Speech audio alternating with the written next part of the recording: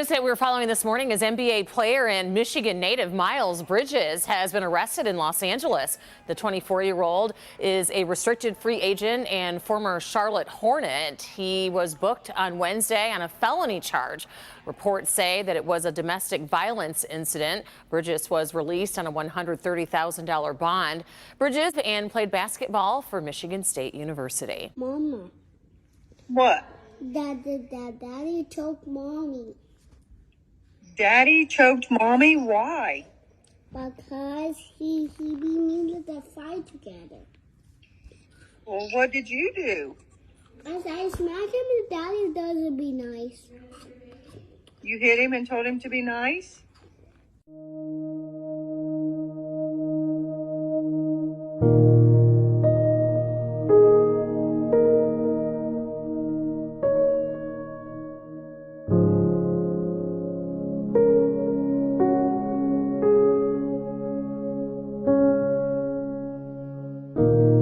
What's going on, y'all? It's your boy Alex. Shout out to the Elite Fleet. Make sure you like and subscribe so we could become a member of the Elite Fleet. We ain't even gonna waste no time because I'm about to block out on this one. This man, Miles Bridges, just cost himself over $100 million because he couldn't keep his hands off his wife. At this point, it's not even alleged because his son has already admitted to witnessing him put hands on his wife, and his wife has already put out a video of her injuries. This makes no sense. You talk about fumbling the bag. This man fumbled the bag worse than Dak Prescott in the playoffs. This man, I mean, you might as well say that for every time he hit her, he knocked his money out of her like Sonic rings. Every time he hit her, he cost himself 10 minutes. Ding, ding, like Sonic rings. Like, bro, what are you doing? Now, allegedly, they said that the domestic started with an argument. Again, that's what they said. Allegedly, the domestic abuse started with an argument. Now, I've been crusading on this platform for about a year now, trying to tell you dudes to stop arguing with women. Now, I've told young men before, the most important thing that you can do as a young man, do not get a felony record for anyone. Stay out of the streets if you can, if you're not from the hood. If you are from the hood, do what you got to do to get out of there. Take that money, parlay it, flip it into something legal and go. Or flip it into money and move. Or do what you got to do to stay alive and then get you a good education and go to college or something and flip your way out of that. And the third, do not argue with women. You cannot win arguing with women. It will result in you getting into a fight with the woman or getting into a fight with her man or going to jail or being killed by some late night. You cannot win arguing with women. And I always meet resistance because somehow that's become cool. I meet comments like this.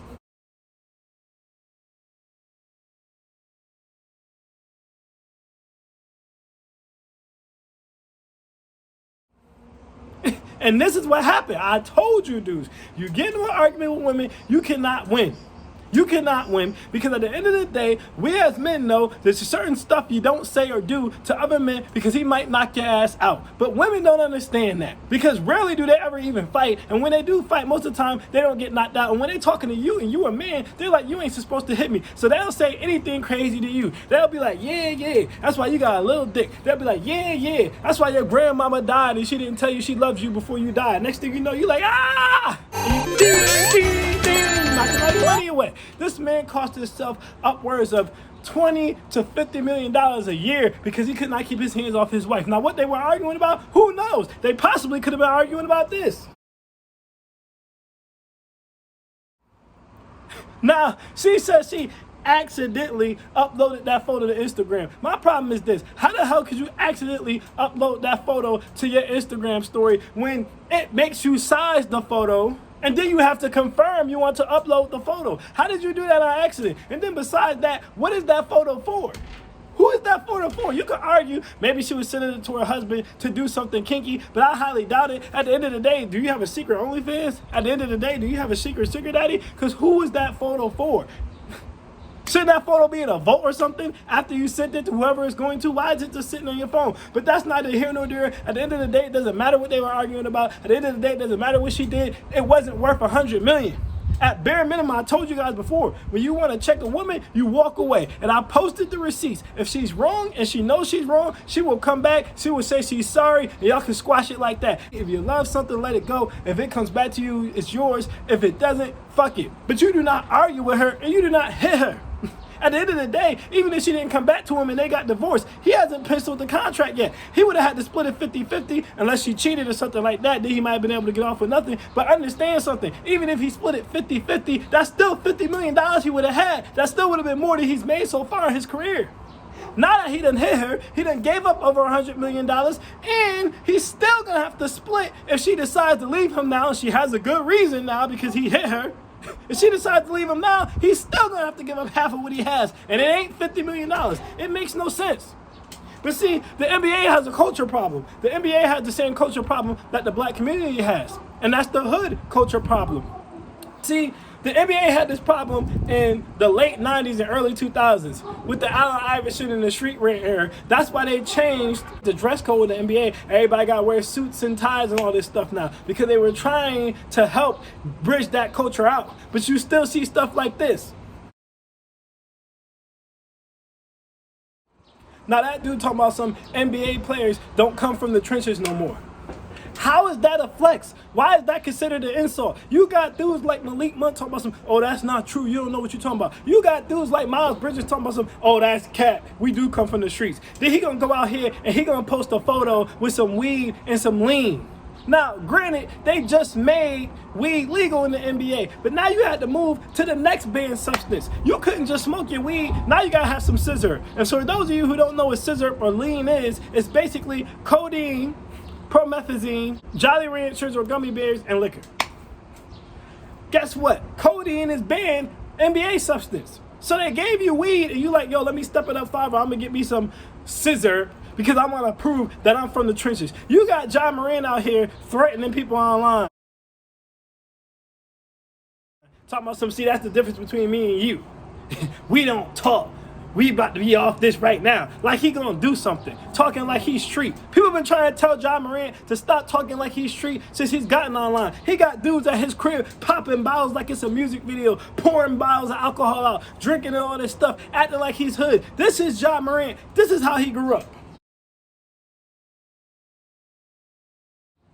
Bro, you in the suburbs. You have a fenced-in house. You with your mother, your father, and your little sister. On top of that, you got a polo on. You got on some moccasin shoes. You got red hair looking like Cisco, and you do this fruity-ass Gritty all the time. Mike, back to you. Gritty look like he twerking. Gritty zesty as all hell, and this dude's trying to convince you that he's a super thug like Noriega. What? All these dudes want you to believe that they super thugs. What? These dudes need mentors. Got dudes like PJ Washington out here knocking up Brittany Renner. Where's his mentor? Where's his leadership? At the end of the day, this woman wrote a book about her sexcapades with an apple on her ass. And you didn't have the good sense to know that this is not the woman that you should knock up? Where is these dudes' mentors? Where's the OGs? But see, then you run into another problem because some of your OGs, like Steven Jackson's old ass, is on O Block making videos like this. Yeah, a lot of y'all be on O Block pulling up, taking pictures. Where we at? Tell them how they come. We in the middle of it. What you mean, nigga? Y'all pull up and take pictures and y'all not allowed to. They sneak. And one thing about it, if you're a real one, you don't mind checking in. Checking in. What'd you say? I check in with the real one. That's why I'm in the middle of O Block. Where you at? You see the hoop? Where you at? I'm in the middle of O Block. Depends where the people's be, you know what I'm saying? Where the real people's be, man. Hey, we really out here. O Block, Chi-Town. Rest in peace, King Vaughn. We in the middle of O Block, ain't we? I'm everywhere, you never there. Now, why the hell is Steven Jackson on O Block? First of all, why do black people like to visit the hood like it's some type of tourist attraction? Dudes go to Chicago, they're like, yeah, I want to go to O Block. I want to go to O Block. Dudes go to LA. They be like, yeah, I want to go to Slauson. Yeah, I want to go on Crenshaw. I want to be in Compton. I want to be to Oakland. Dudes go to Baltimore. Yeah, I want to go over west. Yeah, I want to go to Edmondson. Yeah, I want to go on Greenmount. Why? Again, it's that toxic culture. That same culture that got Ruby Rose, who from the suburbs of suburbs, ain't never been in the trenches in her life, out here talking about some, oh, I throw up gang signs because I think it's cute. The culture is toxic as hell. And when you got OGs, you got to understand, Steven Jackson about to be damn near 50 years old. Why are you checking in with 19-year-olds trying to prove that you a super thug? What? That doesn't make any sense. Steven Jackson don't even look like a thug. Steven Jackson looked like the dude on the corner who used to take the drugs but never had all the money. He was on the drugs but never had all the money, but you never did nothing to him because his cousins or his brothers was actually banging. They used to be like, yo, let my man slide. So you just slide him off with a little bit of heroin or coke. Steven Jackson looks like a user, not a seller. But seriously, as an OG, why are you out there checking in with 19-year-olds instead of trying to show them a different way? Hey, man, why don't you do this basketball thing? This is how you can get out. Or why don't you take this money, invest it into this, and flip it into that? Buy a studio, become a rapper. Like my man King of the Streets, buy yourself some DJ equipment, become a DJ, pivot it into something legal. But no, y'all looking up to these people. The culture is backwards. We need real role models. At the end of the day, you would think, I know some people that said, well, isn't Charlotte owned by Michael Jordan? Couldn't Michael Jordan be their role model? Michael Jordan is a billionaire. Michael Jordan got a white wife. He ain't worried about what them dudes is doing. He owns the team. He ain't worried about what they doing. At the end of the day, these dudes need real role models to tell them, yo, don't knock up no thoughts. Don't even get with no thoughts. Why are you knocking up Brittany Renner? These dudes need real role models to come into John Moran's ear and tell him, yo, you're from the suburbs. Your parents gave you a good life. Just because you play ball in Memphis doesn't mean that you need to be a super thug like what? At the end of the day, you went to Murray State. You were drafted by Memphis. You're not from Memphis. You can be a part of the culture. You can listen to the music. You can know the slang. But why are you trying to act like you're tough? You are not tough. Somebody need to tell Malik Monk, play basketball. These dudes in the trenches dying to get out, trying to be in the position that you're in. Yes, there are some people in the hood who like being in the hood.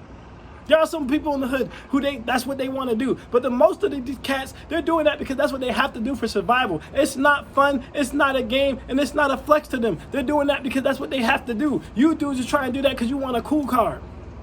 Why is that the cool car? Shout out to Donovan Mitchell. Donovan Mitchell, the only athlete who said, why do we have to be from the trenches? Why is that a bad thing? If we come from the suburbs in a good neighborhood and we're playing AAU ball and flying around the country playing basketball, what's the problem with that? At the end of the day, so what? We need to get out of this idea that the only way you're cool is if you some hoe shaking ass or if you some dude who from the streets. Nah, we need to make it cool to be educated. We need to make it cool to be athletic. We need to make it cool to be doctors and lawyers and businessmen. We need to go back to those Cosby days where if you was a Cosby kid, you was lit. Nowadays, you had people in the league who didn't like Steph Curry because Steph Curry's parents were together and they was rich. What type of a reason is that to hate him? People didn't like Steph Curry because they're like, oh, his family, everybody says his family's so good. So what? They are. What's the problem? The culture is backwards, man. They need real OGs back in the NBA. They need real mentors back in the NBA. These young dudes coming up, man, they off their hinges, yo. They off their hinges. So that's my thoughts on that. Miles Bridges needs a mentor. The NBA needs to make another culture change before it gets out of control. When you got athletes out here trying to prove they from the trenches, sipping lean, smoking weed, talking about some we don't tweet, we handle stuff offline. Like they super thugs, but then they doing that gay ass gritty, you got a problem. And they need to get ahead of this before. Listen, that's my thoughts on that situation, guys. Look, I tell you guys all the time, I'm going to say it again to finish this video off. The most important thing a young man could do is keep a clean criminal record. Let Miles Bridges be a lesson to you. Inability to control his anger. Inability to control worrying about what people think. Trying to be cool. Trying to live that street culture. Trying to fit into the matrix because the matrix makes it seem like you're not a real black person unless you're from the streets. Trying to fit into that matrix cost this man over $100 million. Let this be a lesson learned for you. Do not follow in the footsteps of Miles Bridges. You do not have to be a super thug like what? Be yourself. Everybody be yourself. Do what you want to do. Do what you love to do. And if you are in the streets, if you are in those trenches, like I said, parlay that money and flip that money and get out of there before you end up in jail or you end up dead. That's my advice to you. I am Alex and I am out. Peace.